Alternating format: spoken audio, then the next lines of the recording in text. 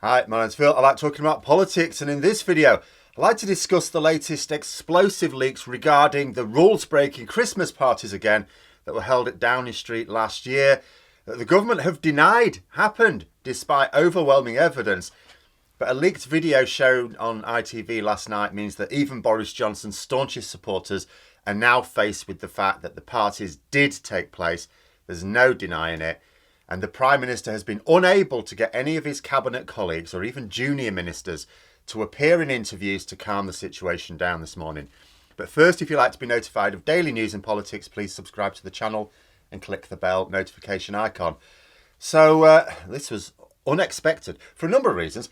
I'm going to explain what the leaked video shows for those who haven't seen it, and then discuss the way one senior minister cancelled a TV interview. In fact, ministers in general have cancelled TV interviews rather than try and work out how to answer questions on this latest development. And I have to start by saying I had not intended to do this video today, even when I was watching the leaked video last night and going, ooh. No, I wasn't. The reason is it's inevitably going to be a major topic of discussion in PMQs, which actually will be happening at this moment as this video comes out. So I wasn't going to do a video about it now and then another one tomorrow morning. But the story got way bigger this morning. So to hell with it. I mean, isn't it odd that of all the terrible things this government is doing, it's a Christmas party that is sticking? But again, it's about that link to the public, what the public see as impacting their lives. It's also worth bearing in mind that this is yet another scandal caused by Boris Johnson. Like, this isn't the Conservatives as such. This isn't an inevitable consequence of their political ideology. This is Boris Johnson. This is his insistence on being above the rules that he sets for others and encouraging his friends and close colleagues to adopt a similar attitude.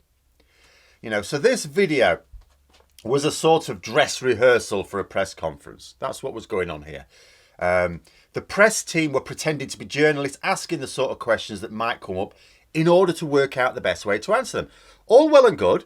You know, even when the government aren't up to no good, the press will often ask critical questions, of course, so the press team have to be able to prepare the best way of presenting the answer to the public. You know, it's the sort of preparation sadly lacking from Boris Johnson's to-do list. The mock press conference was taking place 4 days after the main party. One of the press team asked a question about rumours that a party had taken place at Downing Street. And the spokesperson then tried answering it, failing quite badly. They really didn't know what to do. She was trying to work out if she could get around it by saying it was a cheese and wine. Well, that would do. No, someone else said no. A business meeting. They were trying to work out, it has to be a business meeting. But the thing is, that would still have been against the rules. Because not only were you expected to hold meetings remotely if possible, where you couldn't, or where you felt you couldn't, those meetings still had to be socially distanced and no more than 30 people. There were reported to be up to 50 people in a single room at this party. News had already come out that there was a secret Santa as well, so you couldn't get across the idea that it wasn't planned. You know, that it was just a spontaneous party that grew out of a business meeting. No. Needless to say, the footage sparked shockwaves.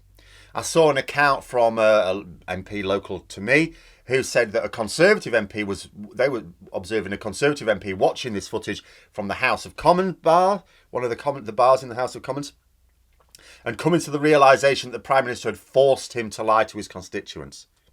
But as far as I was concerned, this was just another case of Conservative MPs being upset at Boris Johnson. Like, what? Why did you make me argue this case? Why?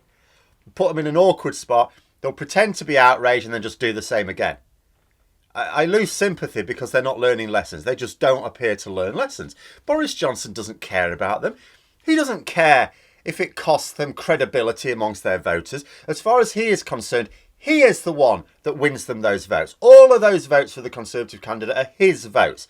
And if he's not leading them into the next election, he won't care if they win their seats or not. He's not a Conservative. He just used them to get what he wanted. But what really made me sit up was this morning. So first of all, I see that Sajid Javid, the Health Secretary, pulled out of an interview. Okay, I mean, this happens sometimes. This does happen sometimes for various reasons. And, you know, another minister would just take their place. That's how that works. But on this occasion, nothing. Sajid Javid did not fancy doing the interview, and nobody else could be persuaded to either. At this point, the government have yet again lost control of a self-inflicted scandal, because consider what ministers have been happy to argue in the past. They've been happy to argue that black is white on television. They were happy to argue that Dominic Cummings was totally in the right over Barnard Castle.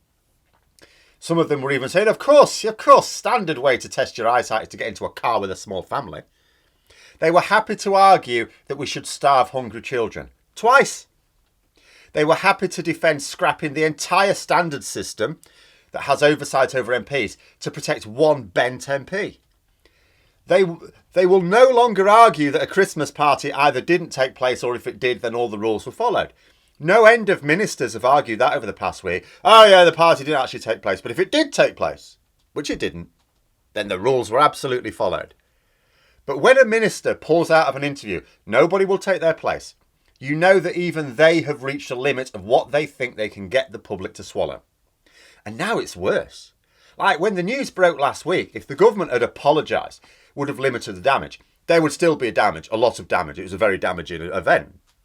There would still have been fury that ministers and officials were partying while others weren't even allowed to see dying relatives in their final moments. One rule for them, another for us, goes down very badly at the best of times, but when you are denied the opportunity to say a final goodbye to a loved one, that's not the sort of thing that's going to be forgotten at the next election. But the damage would have been limited to that. Now the public are going to face up to what the government have done, beyond any doubt now, but also the fact that they cynically lied about it on top of it and got others to lie about it, because that's even more insulting. This is a whole heap worse for them now. The media outlets that were supposed to be interviewing ministers this morning made no bones about what had happened. Like I was looking at a report in The Independent. Radio 4's Today programme made the point that they have interviewed a minister every day since the pandemic began, but not today. Good Morning Britain, on the same channel ITV that reported on the leaked video, said, I'm going to quote this, it's a good one, if any Conservative MP, anybody connected to the government is watching and you would like to take your duty and answer to those people who lost family members, there is a Westminster seat available for a government minister this morning. We'll take anyone, anybody from the Conservative Party, any MP who feels that it is their duty to address the nation, address their constituents, address the 140,000 people who lost family members in hospitals, followed the rules, couldn't attend funerals, couldn't be at the hospital while people partied in Downing Street. And I thought, whoa. And although that seemed to be the most powerful message, from what I saw reported, other media outlets were making similar points. None of them were getting ministerial interviews of the sort that they carry out every day. Ministers were just completely absent from the airwaves. Everyone in the Conservative Party is running scared. It seems bizarre that this is already the third video that I've done on this topic, and there will absolutely be a fourth. There's no way this is being absent from PMQs. You know, it's about a party. But of course, it's much more significant than that. The fact that no Tory MP will face the media over this is telling. They've had an open invitation. Even when they've been caught doing something really bad, they've never run and hid like this. Even the proper nutters, like Sway and Fabricant, they're absent as far as I can tell. You know, I mean, normally they just brazen it out. They know how damaging this is, though. But their most expert hider will have nowhere to hide today. As this video comes out, Keir Starmer's going to be standing up to ask 6 questions of the Prime Minister. Ian Blackford's got a couple. There'll be other MPs that'll have questions. Now, he won't answer them in the usual sense, of course, he rarely does, but he'll have to say something.